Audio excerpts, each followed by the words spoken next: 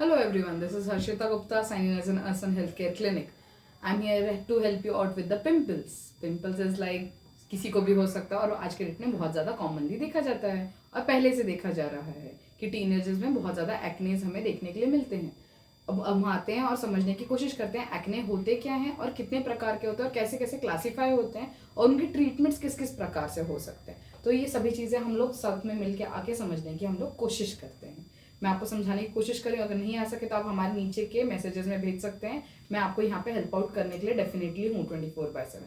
Okay, सो acne मतलब क्या होता है? एक सिंपल भाषा में अगर हम बोलेंगे तो इसको बोलते हैं पिंपल्स, या फिर चेहरों पे दाने हो जाना, या फिर आपके पीठ के भागों पे दाने हो जाना, या फिर बैक ऑफ द नेक पे, या फिर गलों के भाग पे, या कुछ लोगों को उनके बटक्स के पोर्शन में भी होते हैं और उनके पीठ में भी दाने हो जाते हैं। तो इन सभी को पिंपल्स ही कहा जाता है। अब पिंपल जो मेजरली क्लासिफाइड होते हैं वो होते हैं दो प्रकार के, एक होता है एक्ने वल्गारिस और एक होता है एक्ने रोज़ेशिए।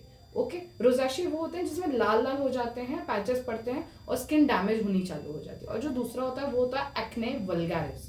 वल्गारिस में क्या होता है, जैसे ब्लैक हेड्स, वाइट हेड्स, ये सभी चीजें जिसमें कॉमिडोम्स वगैरह होते हैं, जैसे कि आप यहाँ पे अभी देख सकते हैं। अब कॉमिडोम्स क्या होते हैं मैं आपको वो भी एक्सप्लेन करूंगी, just give me 2 minutes. Okay, तो एक्ने वल्गारिस में क्या होता है, जैसे ब्लैक हेड्स बोलते हैं, तो एक इसमें फंक्शनिंग पहले समझने की कोशिश कीजिए कि नॉर्मल स्किन की फंक्शनिंग क्या होती है, तो आप समझने की कोशिश कर सकेंगे कि एक्ने क्यों होता है आप लोगों को। ठीक है, तो ये स्किन की लेयर हो गई आपकी। इसके अंदर एक होता है हेयर फॉलिकल्स, जिसमें से हमारे बाल निकलते हैं, करेक्ट, या फिर स्किन के जो अपने हेयर्स होते हैं वो फॉलिकल्स उसमें से बाहर आते हैं। और उसके नीचे में होता है हमारा सिबम। सिबम होता है सीरस ग्लैंड, उसको नीचे से एक्सक्रीट करता है और वो वहां से सिक्रीट करने का वहां से एक्सक्रीट होके बाहर आता है पोर्स से, और वो हमारे बालों को और हमारी स्किन को एक नमी देने का काम करता है, अगर वो अपने नॉर्मल पैरामीटर्स में काम कर रहा होगा तो। ठीक है, लेकिन अगर ये अपने नॉर्मल पैरामीटर्स में काम नहीं कर रहा है तो क्या हो सकता है, अब ये हम जानने की कोशिश करते हैं। तो जैसे कि आप यहाँ पे देख सकते हैं कि वो हेयर फॉलिकल जो है वो डेब्रिस की वजह से वो ब्लॉक हो जाता है और जो हेयर ग्रोथ है वो वहीं की वहीं रिस्ट्रिक्ट हो जाती है। डेब्रिस ज्यादा बाहर आ रहे होते हैं, सीबम एक्सेसिव पोर्शन में बाहर आ रहा होता है और वो ब्लॉक हो जाते हैं। वो ब्लॉक होने की वजह से वहां पे आके सेट इन होते हैं, क्योंकि वो डेड टिश्यूज है तो वहां पे क्या आएंगे, बैक्टीरियाज। तो वहां बैक्टीरिया आके सेट इन होते हैं, इसलिए आपके पिंपल्स के ऊपर ऐसे व्हाइट व्हाइट सा पस का छोटे छोटे से मुंह बन जाते हैं। और जब उनमें बहुत ज्यादा इन्फेक्शन पड़ जाता है, वो डेड स्किन को वो खाना चालू कर लेते हैं और उसके ऊपर डस्ट वगैरह भी सेट इन हो जाता है, तो उसके ऊपर एक ब्लैक कलर की स्किन की, डेड स्किन की कोटिंग आने लग जाती है, जिसको हम लोग सिंपल भाषा में कहते हैं ब्लैक हेड्स। और जो कि हमें सबसे ज्यादा देखने के लिए मिलता है हमारे face, chest, shoulders, back. Okay, अब इनको बोलते हैं कॉमिडोम्स। ठीक है, कॉमिडोम्स होते हैं दो प्रकार के, एक होता है ओपन कॉमिडोम, एक होता है हमारा क्लोज कॉमिडोम। ठीक है, जो हेयर फॉलिकल्स अंदर ही रह जाते हैं, जिनको हम लोग इनर ग्रोथ ऑफ हेयर्स भी बोलते हैं, जिसके लिए आजकल लोग सैलिसिलिक एसिड का बहुत ज्यादा यूज बताया रहे हैं कि वो आने के लिए, यूज करने के लिए काम आता है, बट ऐसा नहीं है जेन्युइनली। लोग पहले तो वैक्सिंग और ये स्टोन्स आप यूज कर सकते हैं, वो कर सकते हैं, ऐसे बहुत सारे थेरीज हैं इसके पीछे। बट पॉइंट इज कि plugging out that hair out is only a thing, कि अगर कोई चीज अगर आपकी स्किन के अंदर दबी हुई है तो आप ऊपर से कुछ भी टॉपिकल एप्लीकेशन करें वो निकल नहीं सकती है बाहर। So be clear with this concept. Okay, आगे हम जाते हैं कि इसमें और क्या प्रकार होते हैं। आपने बहुत लोगों के चेहरों के ऊपर एक खड्डे खड्डे से देखे होंगे कि ये इतने खड्डे खड्डे क्यों गए हैं, जिसके लिए लोग डर्मा रोलर्स और ये सब चीजें यूज करते हैं, पिन पॉइंटेड रोलर्स, बहुत पेनफुल प्रोसीजर्स वगैरह से जाते हैं। तो ये किस वजह से होता है, जब भी इन्फेक्शन हद से ज्यादा हो जाता है तो इंसान लैंड आउट होता है हमारे पैप्यूल्स में। तो पैप्यूल्स मतलब क्या होता है, हमारा कॉमेडॉन्स जो कि इन्फ्लेम्ड हो चुके होते हैं और पिंपल्स बहुत ज्यादा सेंसिटिव होता है टच के लिए। अगर आप थोड़ा सा भी टच करने के लिए जाएंगे तो बहुत दर्द हो रहा होता है, क्योंकि इन्फेक्शन इतना होता है कि आजू बाजू के भी 4 से 5 एरिया उसके अंदर गैदर्ड हो चुके होते हैं। तो इसके वजह से पस्ट्यूल्स जो होते हैं उसमें इन्फेक्शन, येलो व्हाइट पसेस होना और ये सब चीजें होना। तो आप पैप्यूल्स और पस्ट्यूल्स को आप कैसे डिफर करेंगे, अब ये समझने की कोशिश कीजिए। जब पिंपल्स बढ़ के उसमें पस पड़ जाता है तो वो पस्ट्यूल बनते हैं। जब कॉमिडोम्स मतलब जो हेयर बाहर नहीं आ पाए हैं वहां पे जब पस आता है और सेकेंडरी इन्फेक्शन बैठता है सीबम की वजह से, तब वहां पे जो होता है इन्फेक्शन उसको हम लोग कहते हैं पैप्यूल्स। ओके, आई थिंक यहां तक हम क्लियर हैं। हम आगे जाते हैं इसके साथ। इसके आगे आते हैं नोड्यूल्स। नोड्यूल्स मतलब क्या होता है, जैसे कि आपने नोड्यूल सबसे ज्यादा देखने के लिए मिलता है हमें हमारे बम के पोर्शन पे, जैसे कि बड़ी बड़ी सी गांठें हो जाती है, उसके उसमें से पस ड्रेन करके निकालना पड़ता है, या फिर जहाँ पे बहुत ज़्यादा मॉइस्चर रहता है वहीं पे हमें ये देखने के लिए मिलता है सबसे ज़्यादा नोड्यूल्स। ये एक इन्फ्लेम्ड बम्प्स होते हैं, ऐसे आपको बड़े बड़े से दाने जैसे हो जाएंगे शरीर के ऊपर, और वो आपको उसमें से सब पस निकलेगा, ये निकलेगा, वो निकलेगा, ऐसा कुछ भी नहीं है। वो बहुत ऐसा आपको गठीला सा टच देता है वो, मतलब it's really not in a soft in a touch, आप उसको हार्ड टच बोल सकते हैं। तो वो आपको हार्ड टच में लग रहा होता है, बट उसके अंदर पस नहीं होता कि वो इतना ज्यादा आपको पेनफुल या कुछ लगे, बट वो इन्फ्लेम्ड भी होता है। इस वजह से वहां पे इन्फ्लेमेटरी प्रोसेस की वजह से वहां पे एक डेम शॉप का आपको वहां पे एक स्वेलिंग डेवलप भी मिलती है, इसको कहते हैं नोड्यूल्स। ओके, इसके आगे हम चलते हैं सिस्ट के साथ। ओके, सिस्ट क्या होता है? सिस्ट होता है लार्ज पस भरे हुए लीजन्स, जो कि बॉइल्स का एक आप बोल सकते हैं एक लेवल अप पोर्शन होता है। ओके, तो एक लेवल अप पोर्शन मतलब मैं क्यों कह रही हूँ आपको, सिस्ट में बहुत सारा पानी और थोड़ा सा पस का कंटेंट। जो लोग कहते हैं कि अरे पानी निकल गया, बीज निकलना बाकी है, बीज निकलना बाकी, दैट बीज is nothing but a content of a पस। ओके, इसके बाद जो होता है पिंपल्स है ना, हम ये एक क्राइटेरिया मैंने आपके खत्म किए हैं, ठीक है। अब इसके बाद हम समझने की कोशिश करते हैं पिंपल्स जो होते हैं, मतलब आपको जिसको बोलते हैं एक्ने। एक्ने जो 3 टाइप के होते हैं, माइल्ड एक्ने किसे कहते हैं, मॉडरेट एक्ने किसे कहते हैं, और सीवियर एक्ने किसे कहते हैं, ठीक है। जब आपके पूरे फेस का काउंट अप कर रहे होते हैं, अगर वो 15 से 20 गिनतियों में जा रहे होते हैं, एक्टिव की बात कर रही हूँ, डेड की बात नहीं कर रही हूँ, ठीक है। अगर वो 15 से 20 जा रहे होते हैं तो हम उसे माइल्ड में पकड़ते हैं। अगर वो 20 से लेके हमारे 100 तक जा रहे होते हैं, व्हाइट हेड्स की बात कर रही हूँ अभी मैं, ठीक है। अगर व्हाइट हेड्स आपके जा रहे होते हैं तो आप मॉडरेट में आते हैं। और अगर आप नोडुलिटिक सिस्टिक, मतलब जैसे मैंने कहा था कि गांठे गांठे भी बन रही हैं और उसके साथ पिंपल्स भी हैं, आपने बहुत लोगों के, मतलब बहुत कम लोगों के फेसेस में ऐसा देखा होगा कि खड्डे खड्डे भी हो गए हैं, पस भी है, पिंपल भी है, गांठे भी आई हुई हैं और बह रही हैं, और ये 100 से काफी ज्यादा होते हैं। इसमें व्हाइट हेड फेल हो चुका होता है, सिस्टिक लीजन्स फेल हो चुके होते हैं, पैप्यूल्स, कॉमेडोम्स, एक्ने, ये सब फेल हो चुका होता है। This is actually a severe stage as you can see over here, right. अब इसके आगे हम लोग जाते हैं, that is a acne conglobata. Okay, acne conglobata किस वजह से होता है? आपने सुना होगा, ये नॉर्मली ना जिम वर्कर्स में या फिर स्पोर्ट्स वाले जो लोग होते हैं उनमें देखने के लिए मिलता है, जो लोग बहुत ज्यादा प्रोटीन्स कंज्यूम करते हैं, और वो प्रोटीन्स कंज्यूम करने की वजह से ना उनके टेस्टोस्टेरोन जो होते हैं वो बहुत ही हायर लेवल पे गए होते हैं। अभी ये हायर लेवल पे क्यों गए होते हैं? क्योंकि वो लोग सप्लीमेंटेशन ऑफ द स्टीरॉइड्स लेते हैं, as an testosterone, progesterone pills ले रहे होते हैं, या फिर इंजेक्शनल शूट्स ले रहे होते हैं, या फिर जो वो डाइट कंज्यूम कर रहे होते हैं हाई प्रोटीन, उसके वजह से उनको हार्मोनिक इनबैलेंस हो जाता है। ईस्ट्रोजन की जो कंटेंट होती है, कई बार ईस्ट्रोजन और प्रोजेस्टेरॉन या फिर ईस्ट्रोजन और टेस्टोस्टेरोन दोनों मिक्स इंजेक्शंस भी लोग लेते हैं, ठीक है। तो इसकी वजह से हमें देखने के लिए मिलता है एक्ने कॉन्गोब्लेट। ओके, और ये नॉर्मली मिलता है देखने के लिए हमारे बटक्स, नेक के पोर्शन में, आर्म के पोर्शन में, जहां जहां पे आपने इंजेक्शंस वो इंजेक्ट किए होंगे वहां पे प्रीडोमिनेंटली देखने के लिए मिलता है, और बाकी के पोर्शंस में भी आपको देखने के लिए डेफिनेटली मिलता है वो। ओके, इसके आगे आता है एक्ने मैग्नेशिया।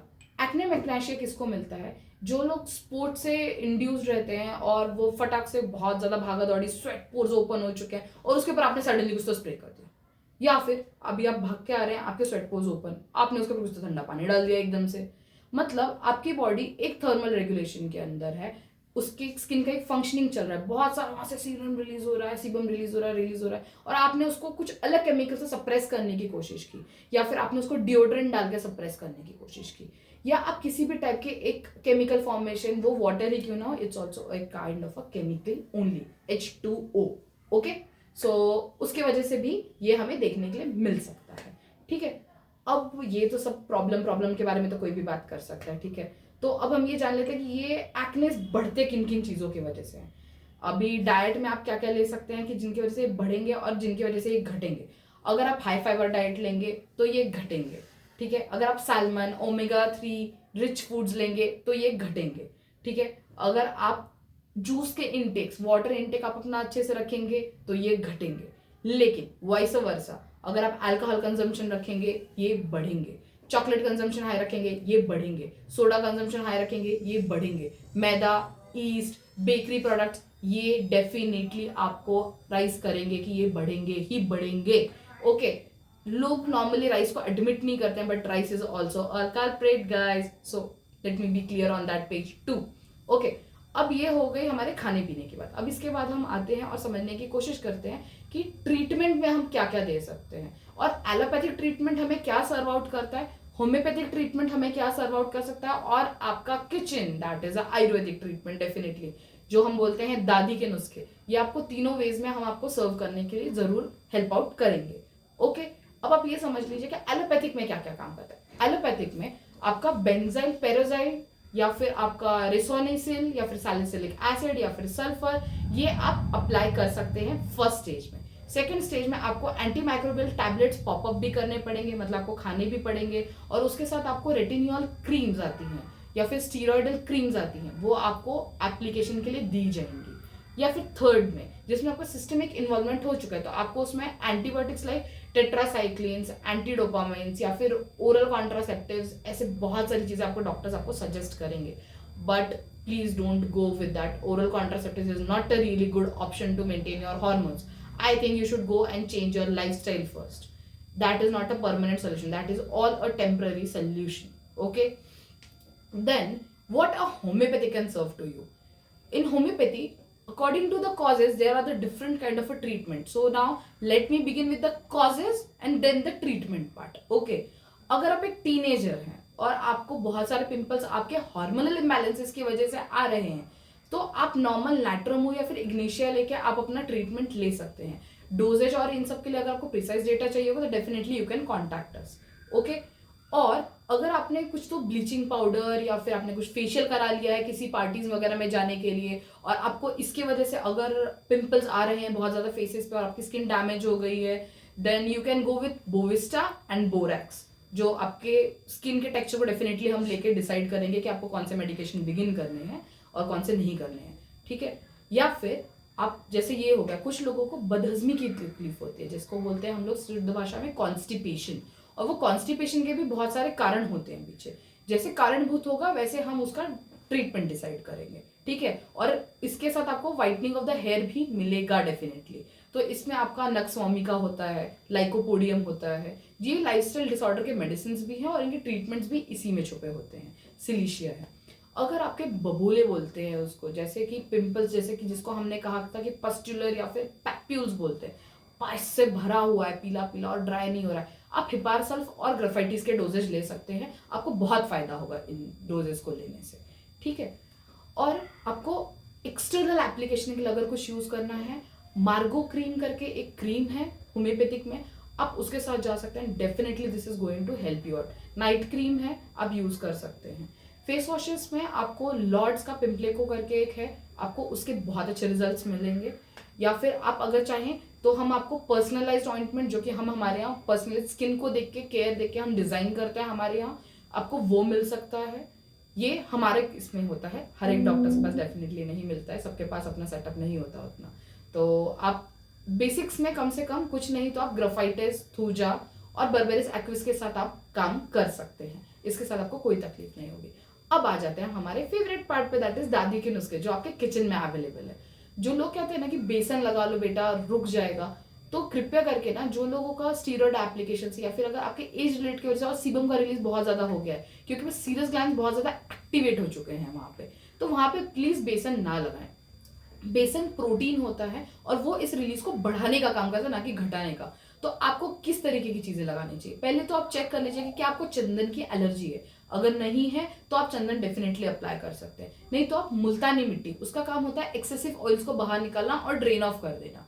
तो आप उसमें नीम का पाउडर, अगर आपके घर में नीम के पत्ते हैं तो डेफिनेटली आप पाउडर कर सकते हैं उसका, उसमें नीम का पाउडर मिक्स कीजिए थोड़ा सा, उसमें आप संतरे के जो छिलके होते हैं उनको ड्राई करके मिक्स कर लीजिए, इनको ब्लेंड करके एक डब्बे में भर के रखिए, इनको थोड़ा सा दही और गुलाब जल डाल के हर रोज लगाने की कोशिश कीजिए, हल्दी डाल के, क्योंकि एंटीबायोटिक रोल करता है। हल्दी जो है आपका एंटीबायोटिक है, विटामिन सी और विटामिन ई आपको मिल जाते हैं उनके छिलकों से, और जो बेस है आपका वो एक्सेसिव ऑयल को ड्रेन ऑफ करने का भी काम कर रहा है, और स्किन हीलिंग का काम करेगा आपका एंटीबायोटिक, दैट इज अगेन हमारा हल्दी। Okay, so here I am done with the acne, solutions, problems, diet. Everything is done with you guys. So I hope this is really helpful for you. For more videos, please follow us. Thank you. Dhanyavad.